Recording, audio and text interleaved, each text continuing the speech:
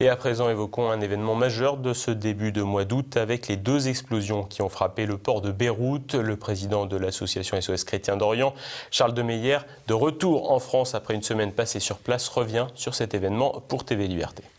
Deux explosions, beaucoup d'interrogations et une grave crise économique et politique. Le 4 août, Beyrouth a été le théâtre de deux explosions dans sa zone industrielle et portuaire.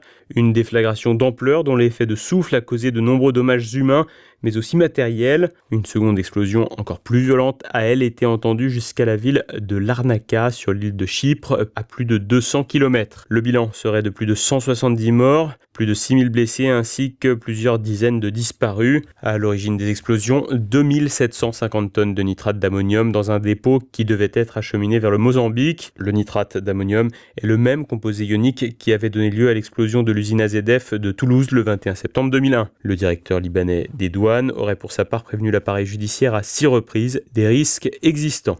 Charles de Meyer, président de l'association SOS Chrétiens d'Orient, de retour de Beyrouth, revient sur l'explosion survenue dans la ville et sur la situation dans la capitale libanaise. Il y a deux raisons principales à ces explosions. D'abord, la présence de nitrate d'ammonium dans le port de Beyrouth, une présence qui n'est pas explicable et pas admissible, quel que soit l'avis qu'on porte sur la scène politique libanaise. J'ai vu des gens de confessions différentes et d'opinions politiques différentes qui partagent tous cet avis. Évidemment, ce stockage n'avait pas à être là. Ensuite, ce qui a provoqué l'explosion, évidemment dans le cœur et dans l'esprit des Libanais, de quasiment l'intégralité des Libanais que j'ai rencontrés, ça ne peut pas être simplement accidentel. Quant à moi, je n'ai évidemment pas les compétences sécuritaires nécessaires pour donner un avis tranché sur la question. Ce dont je peux vous faire part, c'est ce témoignage quasi constant des Libanais, et c'est peut-être ça le principal finalement, c'est qu'ils ont tous le sentiment que ça a été une agression extérieure, agression dont ils désignent parfois des coupables qui seraient différents. La deuxième chose, c'est que évidemment cela souligne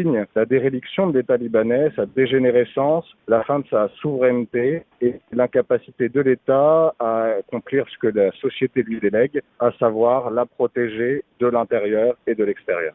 Un pays en crise et un État à l'abandon. Les hypothèses quant à la responsabilité de l'explosion sont multiples, même si, dans le pays du Cèdre, le scénario israélien semble emporter les faveurs de l'opinion. Quoi qu'il en soit, le drame frappe de plein fouet un pays déjà en crise politique comme économique, une crise économique qui touche désormais jusque dans la capitale du pays. Jusque-là, on avait du mal à parler de situation humanitaire dans la ville de Beyrouth. Aujourd'hui, c'est le cas. Les Libanais font face à deux crises. La première économique, une crise économique qui les touche depuis des années et qui s'est trouvée accentuée à la fois par le ralentissement de l'économie lié au pétrole dans le Golfe.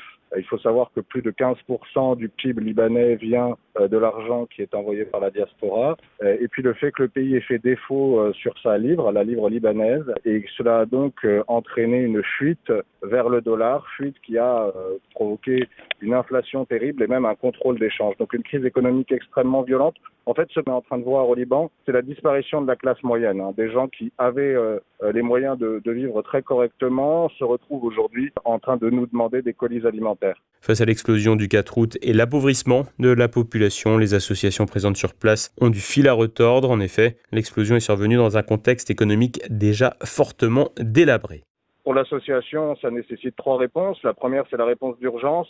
Nous sommes déjà, depuis une bonne dizaine de jours maintenant, en train de distribuer des colis alimentaires, en train d'aller visiter les familles pour évaluer les besoins et participer à la réhabilitation des appartements, en train de déblayer aussi les églises, les appartements, mais également la caserne des pompiers, à partir de laquelle sont intervenus les 8 jeunes gens, je crois, qui sont morts dans l'incendie puis l'explosion du port de Beyrouth. Enfin, nous allons maintenir notre aide structurelle, tout ce qui est très organisé chez nous, à savoir le maintien de nos antennes qui sont aux périphéries du pays, dans les bastions chrétiens aux frontières du Liban, car si nous cessions cette aide, eh bien, la première étape de l'émigration de ces chrétiens serait un exode rural vers Beyrouth, et puis souvent la porte vers l'Occident, dont ils croient encore qu'il peut les accueillir en leur donnant un emploi, une situation qu'ils désespèrent de trouver dans leur pays d'origine. Autre projet phare de l'association, c'est le fait que nous avons participé d'ores et déjà à la réhabilitation de l'hôpital de la Quarantaine. La Quarantaine est un quartier limitrophe du port qui a été particulièrement touché par les explosions. Et cet hôpital que nous connaissons bien a été ravagé. Nous allons aider notamment dans les sujets qui ont trait à la vie naissante, Nous aidions avant dans le service de néonatologie et là, nous allons certainement aider au service de réanimation pédiatrique. Donc une réponse qu'on essaye de faire la plus structurée possible, la plus affinée possible, qui soit à la fois consciente de l'urgence de beaucoup de Libanais et qui réponde structurellement à une partie des problèmes. Évidemment, nous n'avons pas les moyens des États, mais qui participent à l'orienter, car aujourd'hui, c'est bien à l'émigration massive des chrétiens du Liban que nous risquons de faire face. Un risque de voir des chrétiens du Liban quitter leur terre seulement 1 an après la chute de Daesh dans sa forme étatique et les 5 ans de terreur qui ont poussé des centaines de milliers de chrétiens d'Orient à fuir leur pays en Irak comme en Syrie.